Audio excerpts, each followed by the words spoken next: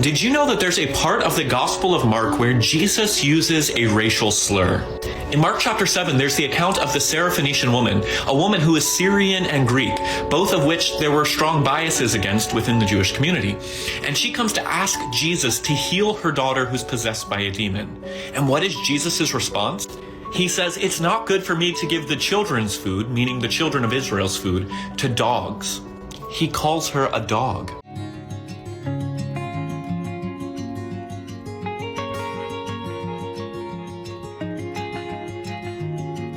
What's amazing about this account is that the woman doesn't back down. She speaks truth to power. She confronts Jesus and says, "Well, you can think that about me, but even dogs deserve the crumbs from the table."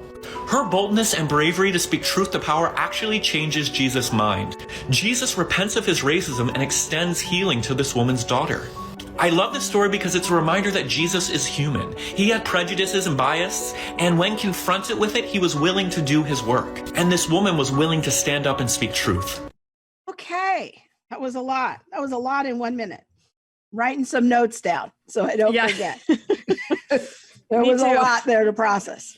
So first of all, we should probably, explain to people, there might even be some people on the stream that don't even know what TikTok is. And I know that many of the young people on the reality tour are on TikTok, and that is the world that they swim in. Maybe we should start there, Amy, is like, why is a video like this so influential to young people? Well, I'm not on TikTok, so I don't know how long. I'm old. We're probably closer in age than you think, but I think that you get a certain amount of time. It's a short time, like 2 or 3 minutes. You can make your case. There are a lot of people there who have huge followings. I know we have one of our people from Stand to Reason, Tim Barnett, has Red Pen Logic with Mr. B on TikTok. So he does short little videos. But the thing about short videos is it's very easy to say something without explaining it that sounds really cool. And it's really easy to give slogans, and it's really easy to throw something out there. And then it sounds very convincing, but there's a lot of background, especially in this case, that I think needs to be brought out that shows that he actually is not correct about his view here. Yeah, and I think that it can't be underestimated, though, that somebody that has this kind of a voice where he's a good communicator, the impact and influence that that's having on young people, that if they're getting their theology from TikTok videos, not all TikTok videos have equally sound theology. Watching a video from Tim Barnett might not be the same quality as Mr. Robertson here. So, but these are the kinds of voices that are speaking to the younger generation. And I'm grateful for Christian apologists who are going into that space, to preach the gospel and bring some light. I always think that a really good technique for when I'm going to look into something is I want to start by summarizing the person's argument. Like, okay, this sounds unusual. I've never heard this claim before. So let me first start with a summary in my mind of what is the claim. What are your thoughts about that? How would you summarize Mr. Robertson's claim? What kind of argument is he making here? So his claim here is that Jesus had some racial biases, and then he encountered somebody from a different race, and he changed his mind and repented of that racism.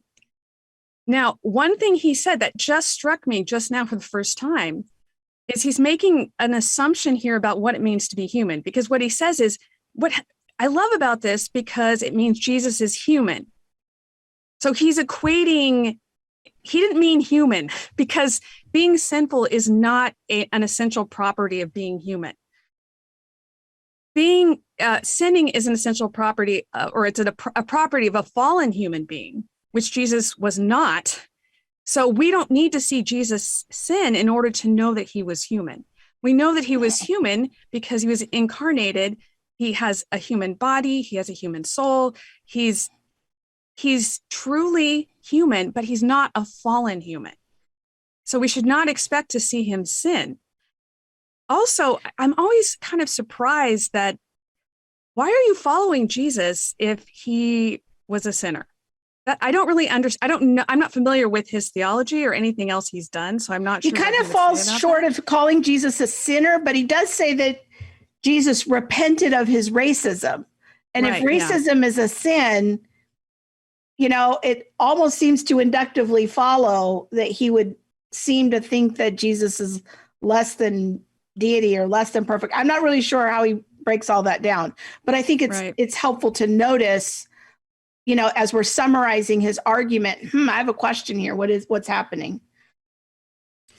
And he makes some claims about the passage, which I think when we go through it, I'll respond to this. But a couple of things he says that she spoke truth to power. And that she said she deserved to receive something from Jesus. So, and that's how she changes his mind, because she says, I deserved that. So she's basically asserting herself in front of Jesus. And I think both of those are false, but we'll get to that when we talk more about the passage. Yeah. I think it's interesting also, as we're just summarizing his argument, that when he says a phrase like speak truth to power, that Jesus did the work and that he repented of his racism, these are words that we are hearing out there that are inspired, by the critical theory framework. And so I have to make a preliminary assumption that he's trying to position Jesus as a type of social justice warrior, as someone that we ought to emulate. Do you think I'm going too far with that? No, I think you're right about that. I think he's definitely coming to this passage with that framework. I don't think he's getting this framework from the passage, as we will see when we go through it. I think he's come in with this and he's looking for some justification for it